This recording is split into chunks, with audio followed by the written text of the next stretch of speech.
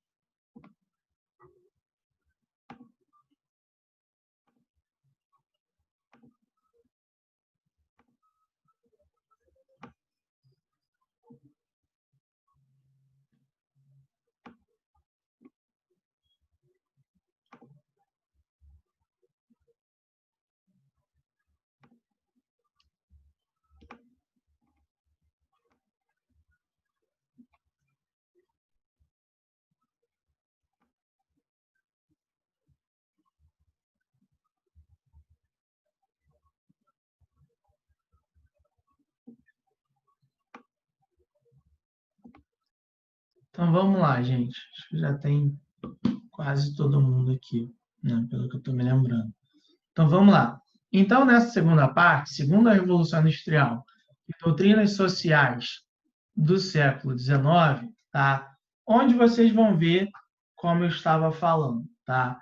Então, vocês vão ver na apostila capítulo 5, tá? Exercício conceitual 1, 2 e 3 e contextualizado 1 e 5, tá? Então, mais uma vez, todos esses exercícios que eu estou colocando aí para vocês são exercícios que eles já estão de acordo com o que vocês têm que, né, aprender, com o que vocês têm que identificar em cada um desses módulos, tá? E aí, vamos lá. Ele diz não, né? Eu digo assim para vocês. Identificar e compreender as transformações socioeconômicas ocasionadas pela segunda revolução industrial, tá? Então, quando eu coloco assim, identificar e compreender as transformações socioeconômicas ocasionadas pela segunda revolução industrial, o que vocês vão ter que observar em relação a esse aspecto? Primeiro de tudo, vocês vão ter que entender como que era, né, as características de produção pré-segunda Revolução Industrial. Então, eu lembro que eu coloquei com vocês que, na época, né, antes, em relação à segunda, né, na primeira Revolução Industrial, tinha a questão do carvão, né, aquelas coisas como um todo. Né? O que vocês vão ter que entender? Quais foram as transformações trazidas, tá, pela segunda Revolução Industrial dentro do processo produtivo? E aí vocês vão ter que colocar máquinas a combustão, né? Vão ter que pensar a ideia de... falei aqui. Petróleo, aço. Pensar nesses aspectos como um todo. Então, vão ter que pensar nas características, tá? Dentro do estudo de vocês, vocês vão ter que botar essas características, tá? E a partir dessas características, entender, beleza, além dessas transformações no processo produtivo, quais foram as outras transformações? Porque eu falei com vocês que, tá, essas transformações elas não vão ser só no campo produtivo. Tanto que eu lembro que eu coloquei no caderno com vocês que elas também vão ser no campo social. A gente vai começar a observar que a classe trabalhadora ela vai começar a ser cada vez mais explorada, porque cada vez mais, né, o ritmo de trabalho era maior, né? Então a jornada de trabalho se intensificava, os salários continuavam baixíssimos. Então é justamente tentar entender isso, tá? Quais são as transformações trazidas pela segunda revolução industrial no processo produtivo e no campo social também. Os trabalhadores, eles foram explorados? Não foram? Então, é pensar dentro desse aspecto, tá? E aí eu lembro que eu coloquei mais coisas com vocês lá, obviamente. Mas o grande ponto aqui é entender justamente quais são as transformações trazidas pela segunda revolução industrial e entender se essas transformações elas geraram um impacto positivo ou impacto negativo, tá? Nem toda vai gerar... repara, né, que em história a gente sempre tem que pensar isso. Nem toda transformação vai gerar só impacto positivo ou impacto negativo. Isso não existe, tá? Toda e qualquer coisa, qualquer mudança, qualquer ponto, qualquer fato, qualquer processo histórico vai ter ponto positivo e ponto negativo. A questão é quando você sobrepõe um em relação ao outro.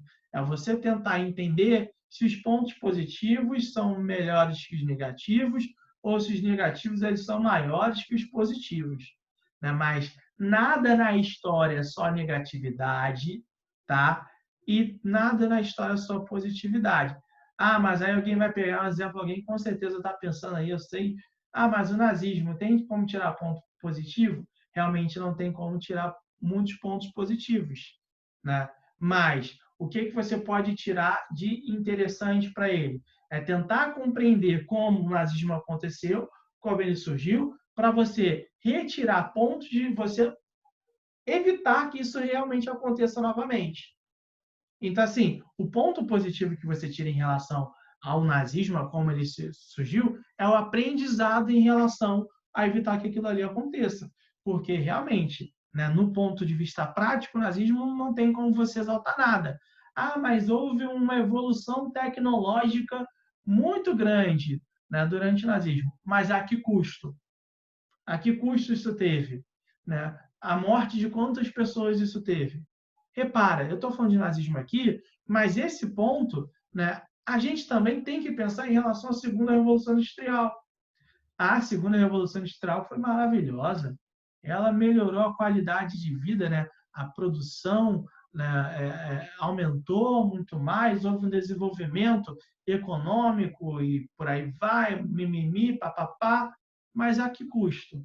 A que custo teve esse desenvolvimento?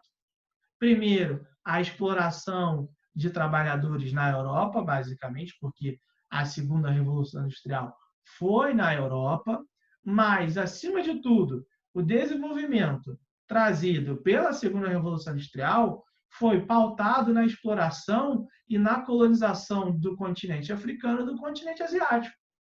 Então, a que custo aconteceu esse desenvolvimento? É isso que a gente tem que pensar. Tá? Então, a que custo? Quais são as consequências?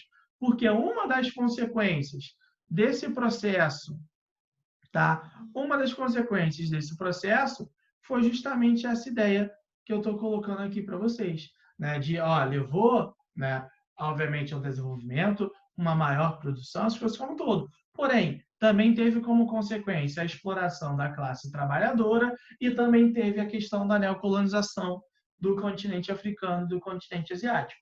Então, essa parte aqui da segunda revolução industrial e as doutrinas sociais do século XIX, deu para entender aqui, gente? Foi. E aí agora a gente parte, justamente, os poucos pontos positivos são anulados pelo mar de negatividade. É justamente isso. Né? A gente entender, né, o ponto de vista, a história, né, desse aspecto, do ponto de vista dos povos que foram vencidos. Né? Então, é entender também a história não só do lado dos vencedores, mas entender do lado de quem sofreu com as opressões, essas coisas como um todo. É justamente isso aí. Tá? Então, assim, terminando, né, esse penúltimo ponto, vamos partir aqui para o nosso último ponto, que tem a ver, que é uma consequência desse processo de segunda revolução industrial, que é a ideia do imperialismo. E aí, onde vocês vão ver isso? Na apostila, no capítulo 6, tá? E nos exercícios conceituais 2 e 5, contextualizado 6, tá? Além do mais, tem o PowerPoint, tá? Desse módulo, que está no Escola Web, e anotações no caderno. Anotações no caderno eu coloquei aqui, acreditando, imaginando e, acima de tudo, esperando que nessas aulas à distância vocês estejam fazendo, né, as anotações nos cadernos de vocês. Né? Então, assim, vou ter ali na esperança, né, imaginando, querendo crer muito, rezando, para que vocês estejam fazendo as anotações também, né? Estejam apontando o que vocês estão entendendo ou não, tá? Então, vocês vão ver justamente nisso daí. O que eu quero que vocês aprendam, tá? Em relação ao imperialismo.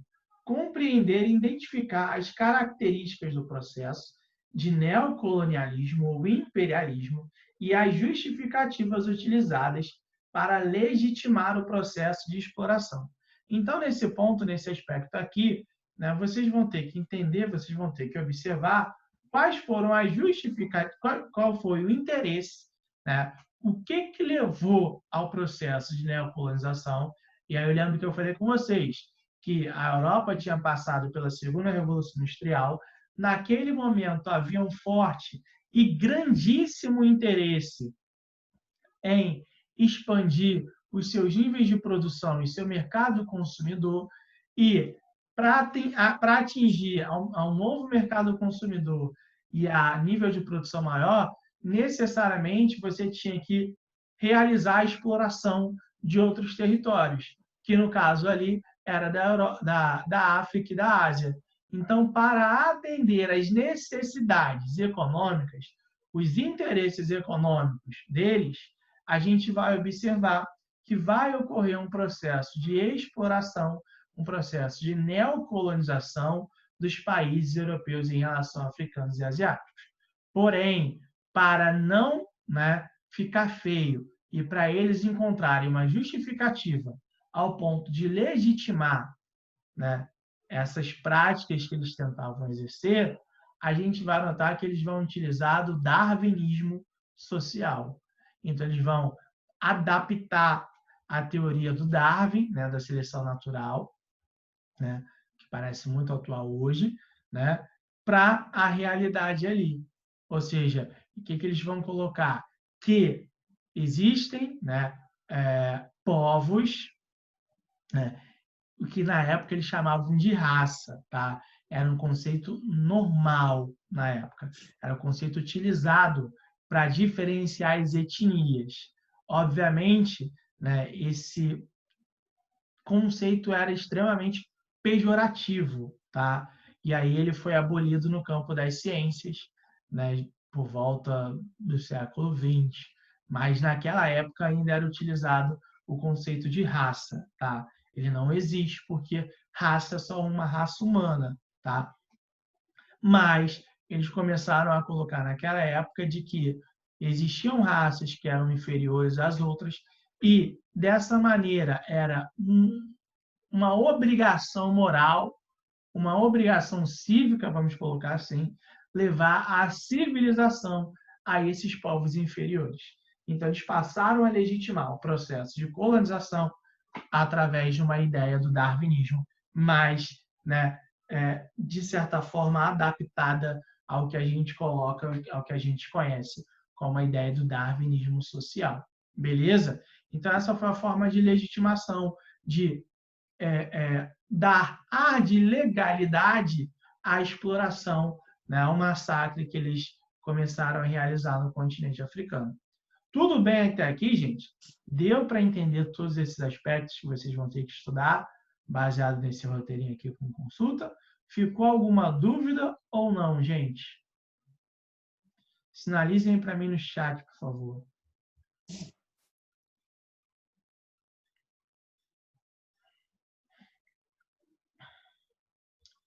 Beleza, então. A galera está falando aqui que já está tranquilo, que não ficou dúvidas. Então, posso ficar tranquilo em relação aos estudos de vocês, né?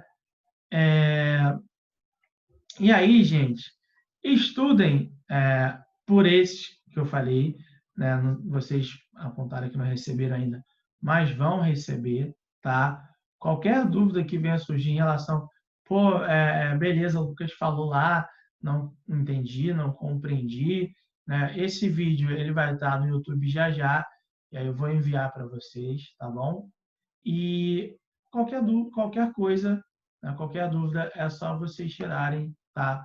Dúvida comigo também, amanhã, né? Ou sei lá, né, me perguntarem, tá bom, gente? Então, posso ir tranquilo, né? Com uma calma na alma que vocês entenderam Cara, meu canal no YouTube, o quê? Onde eu coloco os vídeos? Cara, se não me engano, agora eu não sei. Procura como aqui, Prof. Lucas, eu acho que é isso, aulas EAD, né? Assim, no ruim, André, eu falo amanhã, né? Mas eu acho que é esse aqui que eu joguei no chat, tá? Eu acho que é isso. Eu vou ver aqui e amanhã eu coloco, mas as aulas já estão lá. Mas todas essas aulas, esses vídeos, eu coloco também de escola web, tá? Então, assim, quem não consegue encontrar, que já foi mais de uma pessoa que me falou isso, inclusive, todas as aulas, os vídeos das aulas direcionados já, tá, para a aula daquele dia, eles estão lá na parte de aulas, né? Não sei se vocês têm acesso, acredito que vocês têm acesso, né? Não sei como é o de vocês, mas tem lá, né, uma aba aulas, né? E aí nessa aba aulas eu coloco qual é o tema e qual é o link do vídeo, tá? Não aparece essa aba para você. Eu não sei como funciona o perfil de aluno, né? Tenta ver pelo PC isso, tá? Mas está lá sim, porque eu botei, tá bom? É, Então, gente, a gente se vê amanhã e aí a gente fala da disciplina de sociologia, beleza? Tá? Então é isso, tá? Vocês vão receber o roteiro, tá? E a gente se vê amanhã. Qualquer dúvida, quem já foi estudando e pintar uma dúvida de hoje para amanhã, é só falar comigo. Tudo bem? Um abraço para todo mundo. Até amanhã. Tchau, tchau, gente. Vou desligar aqui para todo mundo.